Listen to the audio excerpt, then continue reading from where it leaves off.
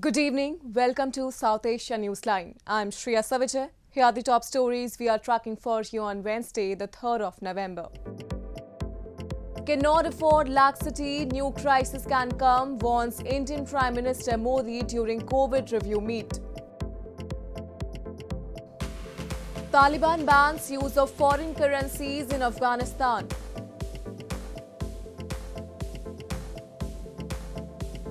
And Hindus across Nepal honoured dogs to mark Kukur Tihar festival during Diwali.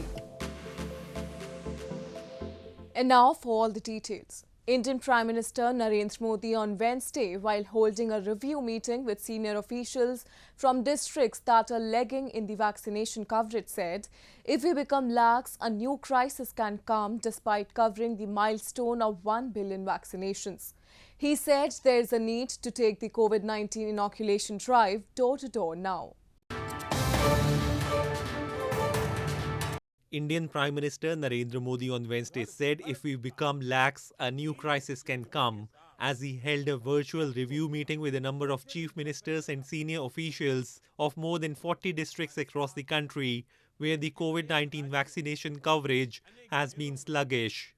India has administered more than 1 billion doses. However, only 30% of Indians have got the 2 mandatory doses.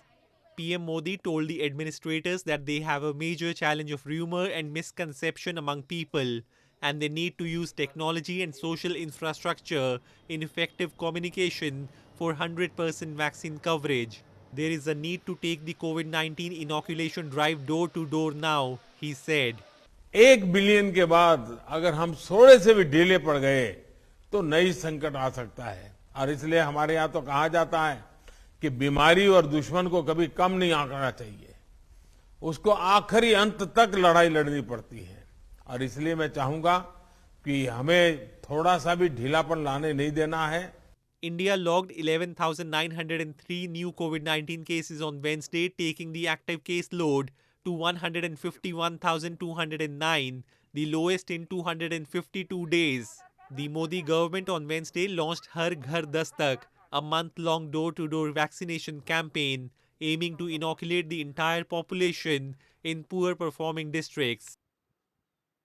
Indian authorities on Tuesday handed over 10 fishermen to Pakistan who had been arrested in western Gujarat state for illegally crossing over to the Indian territory.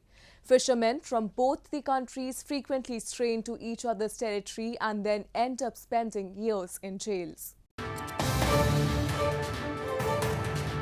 Indian government on Tuesday released 10 Pakistani fishermen who had been arrested in western Gujarat state for illegally crossing over to the Indian territory. They were brought by the Gujarat police to the border on Monday night.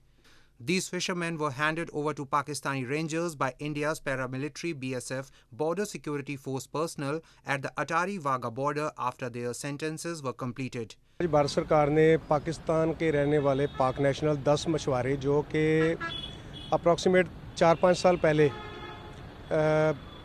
Pakistan समंदर में गए मछली पकड़ने के लिए, मछली पकड़ते हुए ये अपनी हद से भारत की हद में दाखिल हुए, जहां पे इनको राउंड अप किया गया. While the Pakistani fishermen expressed joy on leaving for their homeland, many hoped others would be released soon. Sir हम बहुत शुक्रवार है जो हमारे को भारत सरकार ने हमारे को तोहफे में छोड़ा. India and Pakistan frequently arrest fishermen as there is no clear demarcation of the maritime border in the Arabian Sea, the longest coastlines between the two. Fishermen do not have boats equipped with technology to know their precise location and mostly ignore rules while netting their catch. In news from Pakistan, daily commuters in Pakistan's Karachi city have expressed dismay over an increase in transport fares after frequent hike in fuel prices this month, which has shaken their domestic budgets. Locals claimed that they have lost all hope in the government, which is least bothered about their sufferings amid an all-time high inflation. Commuters in Pakistan's Karachi city have expressed anger over a rise in public transport fares amidst frequent fuel price hike and all-time high inflation in Pakistan, which has shaken the domestic budgets and made their lives difficult. After a third consecutive increase in fuel price in just 2 months, The price of petrol now stands at rupees 137.79 per litre, while diesel costs 110.26 rupees per litre in Pakistan. Commuters and locals claim that they have lost all their hope in the government, which is least bothered about their sufferings. पहले 500 था, फिर direct 700 रुपए कर दिए इन्होंने। तो ये क्या कहना चाहेंगे, क्यों बढ़ा हुआ है? सर रोज़ तेल बढ़ रहा है, रोज़ महंगाई हो रही है, तो इस वजह से 700 रुपये हो गए, महीने में 200 रुपये बढ़ गए। माफिया है, पूरा जो सिस्टम चला रहा है, सिस्टम में बंधे हुए हैं लोग। तो हुकूमत को क्या पैगाम है? हुकूमत जब से आई है तब से हमारा हुकूमत को तो माना ही नहीं है, ये महंगाई के ऊपर महंगाई करती जा रही है। Meanwhile, the opposition parties, including the Pakistan People's Party, have continued to hold a series of protests across the country against inflation, demanding Prime Minister Imran Khan's resignation. The government has, however, pinned the rise in inflation as a global phenomenon. The Taliban has announced a complete ban on the use of foreign currency in Afghanistan, a move sure to cause further disruption to an economy pushed to the brink of collapse by the abrupt withdrawal of the international support. The surprise move came hours after militant group Islamic State attacked a military hospital in central Kabul, killing at least 25 people. The Taliban announced a complete ban on the use of foreign currency in Afghanistan on Tuesday, saying in a statement that the economic situation and national interests require that all Afghans use Afghan currency in their every trade. The use of US dollars is widespread in Afghanistan's markets, while border areas use the currency of neighboring countries such as Pakistan for trade.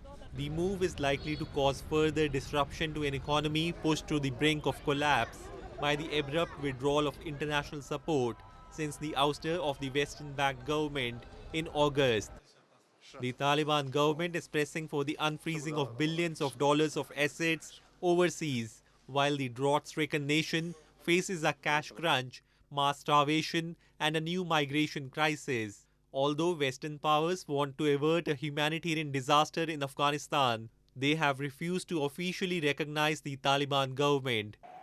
The surprise move came hours after militant group Islamic State attacked a military hospital in central Kabul after two heavy explosions at the site, killing at least 25 people and wounding 50. The attack followed a string of bombings by the group, which has emerged as the biggest threat to Taliban control of Afghanistan. The Taliban, which stormed to power in Afghanistan this year after ousting the Western-backed government, has allowed all boys and younger girls back to class, but has not let girls attend secondary school.